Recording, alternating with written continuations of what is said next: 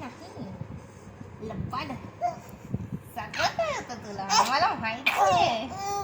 माहिती आहे हो